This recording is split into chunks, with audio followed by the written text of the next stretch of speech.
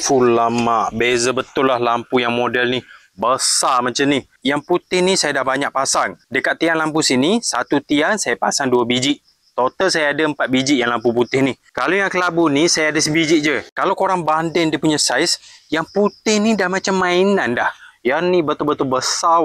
Dua-dua ni lampu yang jenis solar. Korang boleh pasang lampu ni dekat jalan masuk rumah. Boleh letak dekat tiang lampu. Kalau yang model kelabu ni yang jenis premium punya, saiz dia ni besar tau. Dan body dia ni daripada die-cast aluminium. Body dia ni keras dan berat. Kalau yang ni, body dia plastik. Dia ringan sikit. Tapi yang ni harga dia budget, korang boleh pasang banyak. Kalau yang ni, saya ada sebiji ni saja. Sebab harga dia keras. Tapi memang kena dengan dia punya kualiti. Kualiti dia ni memang padu punya. Saiz pula besar. Memang macam ni nampak macam mainan. Dua-dua ni sama. Dia punya lampu ni jenis tak ada reflektor. Dia jenis lampu LED dekat bahagian dia punya papan ni. Kalau yang tu dia ada satu papan je. Kalau yang ni dia ada 1, 2, 3, 4, 5. 5 papan board LED. Memang cahaya dia ni padu dan terang.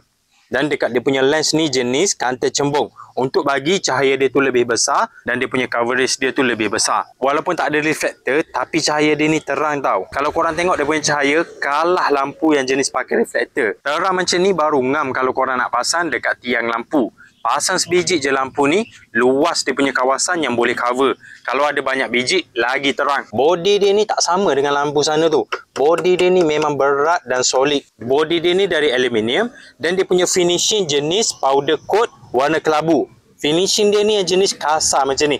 Boleh rasa dia punya texture macam ni. Kalau yang sana dia punya casing, body dia tu dari plastik. Yang tu ringan sikit. Kalau yang ni dia agak berat. Model ni kalau korang tengok, lawa tau. Dia nipis dekat sini dan dia besar dekat sini.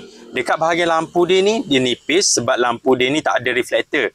Dan dekat bahagian sini dia agak tebal sikit sebab bahagian sini dia ada bateri. Dia pakai bateri saiz besar, jadi dia punya casing ni besar sikit. Bila bateri besar macam ni, dia boleh simpan tenaga untuk bagi lampu korang ni nyala terang sepanjang malam. Jadi lampu ni dia boleh nyala dari maghrib sampai subuh dengan selamba. Sebab dia ada bateri yang besar untuk simpan tenaga yang banyak. Dan kalau korang tengok panel dekat bahagian belakang, besar tau, penuh body lampu macam ni. Panel pula yang jenis warna hitam, yang ni jenis monocrystalline. Panel model baru. Kalau yang jenis panel lama, warna dia biru pekat. Kalau yang ni, dia lebih perform banding panel model lama.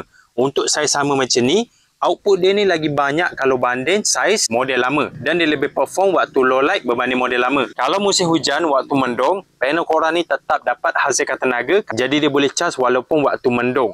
Jadi sekarang korang tak perlu risau pakai lampu solar ni. Walaupun waktu mendung musim hujan, tetap dapat cas yang cukup. Panel saiz besar macam ni, tambah pula bateri saiz besar macam ni, dia boleh cas cepat dan simpan tenaga banyak dekat lampu solar korang ni. Jadi lampu ni tetap boleh nyala dengan selamba walaupun musim hujan. Lampu ni sangat ngam untuk korang pasang dekat tiang lampu.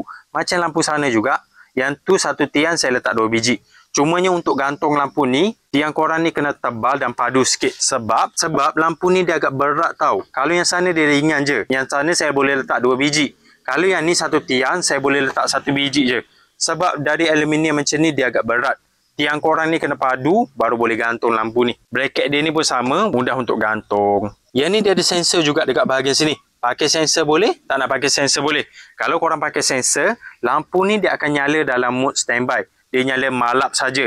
Tapi bila detect ada pergerakan dekat bahagian sini, dia akan terus nyala dengan full brightness. Cahaya dia ni sangat terang. Ngam untuk korang pasang kalau nak detect penyamun. Jadi kalau korang nak cari lampu jalan solar, nak pakai yang jenis premium, body aluminium, saiz besar macam ni, bateri besar, finishing cantik, lampu boleh nyala terang sepanjang malam, korang boleh pakai yang model kelabu ni. Yang ni memang padu, saiz dia ni besar. Korang boleh check dekat link video.